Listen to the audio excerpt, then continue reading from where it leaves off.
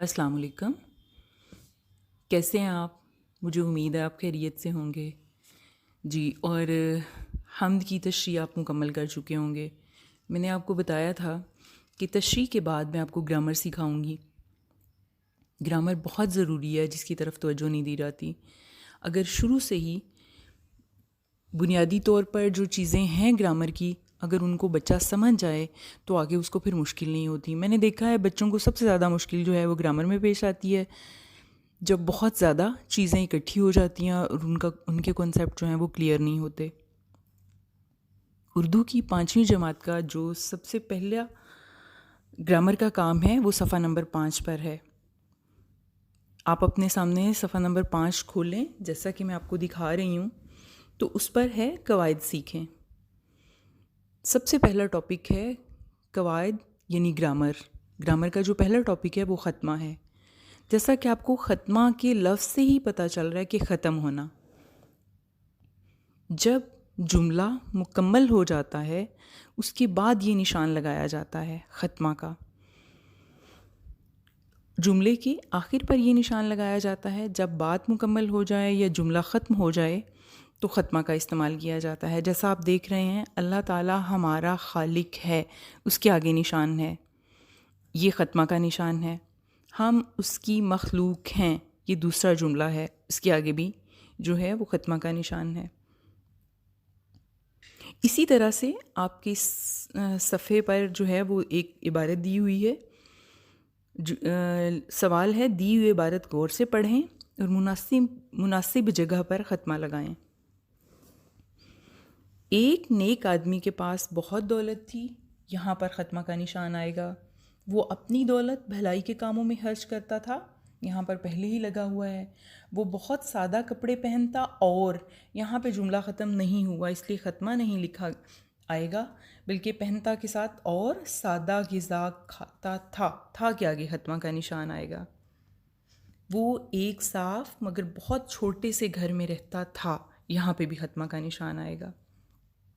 तो मुझे उम्मीद है कि आपने इसको समझा। ख़त्मा यानी जब जुमला ख़त्म हो जाए, एक जुमला जो है वो ख़त्म हो जाए, वहाँ पर ख़त्मा का निशान लगाया जाता है। तो जब ये निशान आप जब मज़मून लिखेंगे, कहानी लिखेंगे, पैराग्राफ लिखेंगे, तो आपको समझ आएगी जब जुमला ख़त्म होगा तो आपने ये निशान लगाना है। जैसे ये देखें, मैंने बहुत आसान सी ये आपके सामने ख़त्मा की तारीफ़ भी आपको लिख के समझाई है, और मैंने इसकी 2 अच्छी मिसालें भी दी हैं और बहुत आसान सी।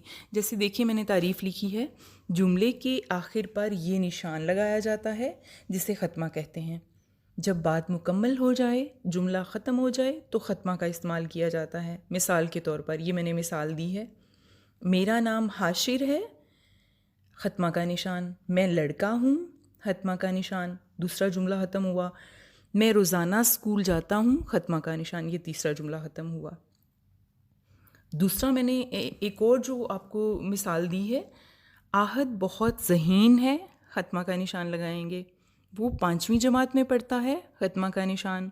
उसे आम पसंद हैं, ख़त्मा का निशान।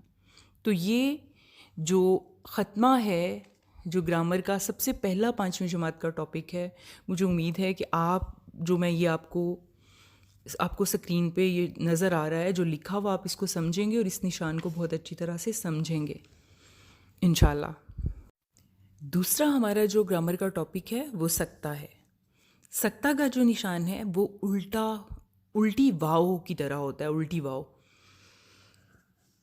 और सकता जो है, सकता का मतलब होता है रुकना, ठहरना, हल्का सा जो है वो ठहरना। ये नहीं कि पूरी तरह से सांस छोड़ देना, थोड़ा सा किसी मुकाम पर हल्का सा ठहरना, तो फिर ये अलामत लिखी जाती है।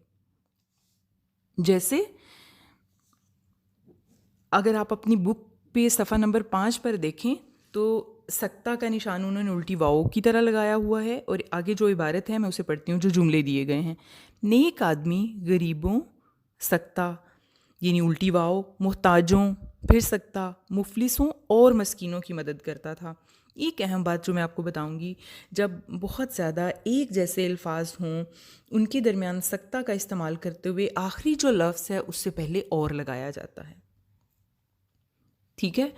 اسی طرح سے جب کسی جملے میں دو یا دو سے زیادہ ایک طرح کے الفاظ ساتھ ساتھ آ جائیں تو انہیں ایک دوسرے سے الگ بھی کرنا ضروری ہوتا ہے. تو اس لیے جو آخر والا لفظ ہے اس سے پہلے اور لگاتے ہیں. مطلب آپ نے یہ سمجھا سکتا ٹھہرنا، تھوڑی دیر رکنا. تو مثال کے طور پر میں آپ کو سمجھاتی ہوں. یہ آپ دیکھیں بہت آسان الفاظ میں نے سکتا کی تعریف لکھی ہے.